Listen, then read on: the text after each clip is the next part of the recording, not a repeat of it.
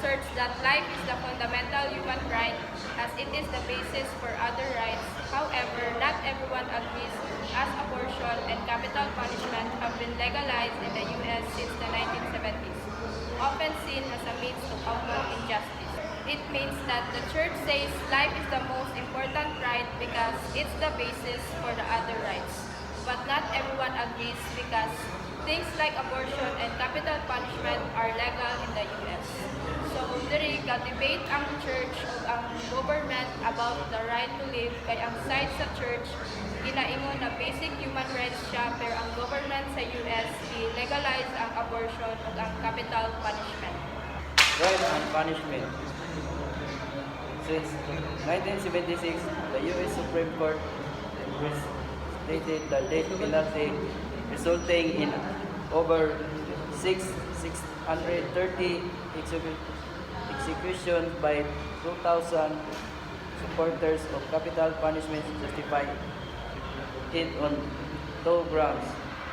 Severe crimes warrant forfeiting offenders' human rights, including the right to live, and justice demands that offenders experience equivalent harm to what they cause society, known as retributive justice, employing the principle of an eye for an eye.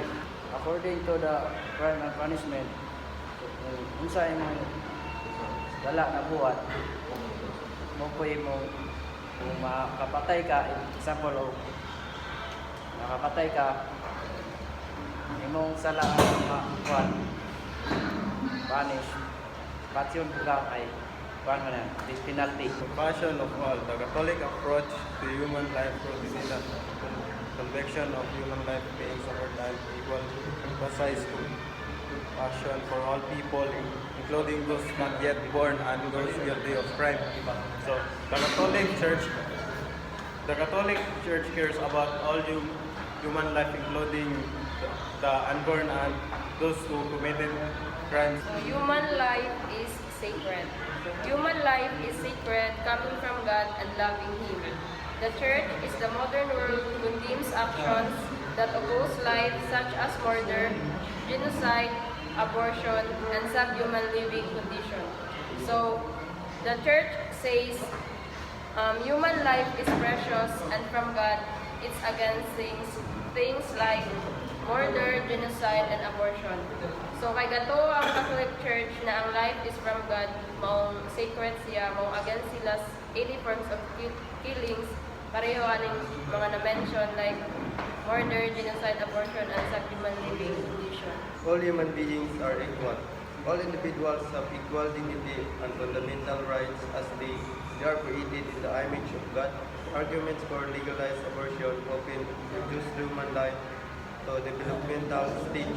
Disregarding inherent value, the value of human life remains continuous regardless of circumstances. Despite the knowledge, the challenge of pregnancy causing abortion requires responding with love rather than violence, in line with Christian teaching. All human beings are equal means everyone deserves respect and rights because they are created equally by God, regardless of circumstances. Abortion disregards this value. The Gospel of Life. Pope John Paul II message to women who have had abortions emphasize understanding and fact of truth, repentance and forgiveness. The Church opposes capital punishment, stating that love is an antidote to violence and that God never stopped loving us. Even when we reject that love through sin, punishment aims to heal harm, protect society, and help the guilty correct their actions. So, kani ang main point ani kay ang pagpasaylo unsa pa kadako ang nahimong daotan, magpasaylo gyapon mo against ang church sa capital punishment kay imbis mo patay kay magpasaylo na lang daw. Binibigyan din ng mensahe ni Pope John Paul II ang kahalagaan ng pag-unawa, pagsisisi at pagpapatawad para sa mga babaeng nagpalaglag habang binibigyan din ang pagsalungat ng simbahan sa parusang kamatayan. Ayon sa simbahan, ang parusa ay dapat naglalayong pagalingin ang pinsala, protektahan ang lipunan at tulungan ang mga nagkasala at tama ang kanilang mga aksyon. On the other hand, the Gospel of Life brought in Christian teaching emphasized the inherent dignity and value of every human life. The Gospel of Life emphasized choosing love over life. Cultures in conflict, having versus being. Pope John Paul II, 1995 encyclical The Gospel of Life highlights two cultures' interpretations of being fully alive, one based on desires and the other on true identity. The Church says there are two ways of seeing life. One focuses on having things while the other looks at life as a gift from God. Dili ma-apply ang having maunang ga-focus sa mga material things tas ang being kay mao ang gatreat sa life as gift from God. The culture of death. We are what we have. The overview of the gospel of life. Human life is a biological process with the soul, not part of it. This led to euthanasia for less variable individuals, while the Christian view emphasizes choosing love over love. In the culture of death, human life is often viewed solely as a biological process detached from any spiritual and moral significant consequently. Individual may be deemed less valuable based on their perceived contribute to society or quality of life.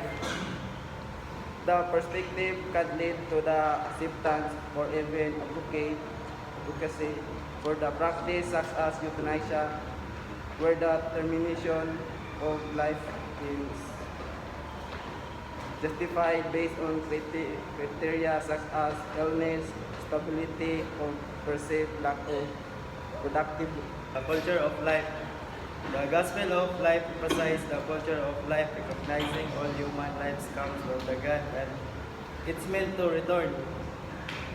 All Catholic was invited to church ay kinang musimba sa cathedral because it comes from God, meant rooted in love. It encourages sharing, viewing all people as gifts, seeing suffering as well to life. The partial mystery of Jesus cross is share embracing suffering. The consistent life ethic. Society judgment of human dignity depends on others' judgment, making it easier to violate the life of others. Protecting the life and dignity of any person or group requires protecting the life and dignity of all people. Building a culture of life. Restorative justice aims to restore life, not revenge, in culture of life.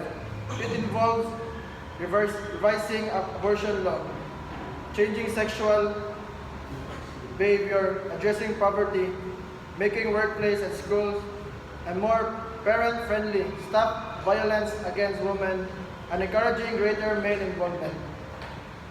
Respect for life, it starts with instilling a deep respect for the inherent dignity and worth every human being, regardless of age, race, gender, or ability. Victim-offender mediation and dialogue. It's a process where the victim and the identified offender work together to reach understanding or resolution on issues related to the crime. This process allows the victim and the offender to collaborate in improving their relationship, reaching agreements, and achieving justice by setting goals that are fair and restorative. This is about bringing victims and offenders together to talk and heal. It helps both sides understand each other. So, bro, siya here on both sides sa story para mapakita ng paagi o mahusay. Adoption. About 3% of teenagers consider adoption due to emotional difficulties of carrying a baby for 9 months. Advocates and opponents of abortion generally agree that adoption is a good alternative, with open adoption promoting ongoing contact between birth mother and their children. Adoption is seen as good opinion for pregnant teens who can keep their babies in support by both sides of abortion debate. thinking about how important human life is. It's clear that there are big challenges because abortion and capital punishment have been allowed in the United States since the 1970s. People who support abortion rights say women should have the choice and dignity to decide. Others who support capital punishment say it's about getting back at criminals for what they did.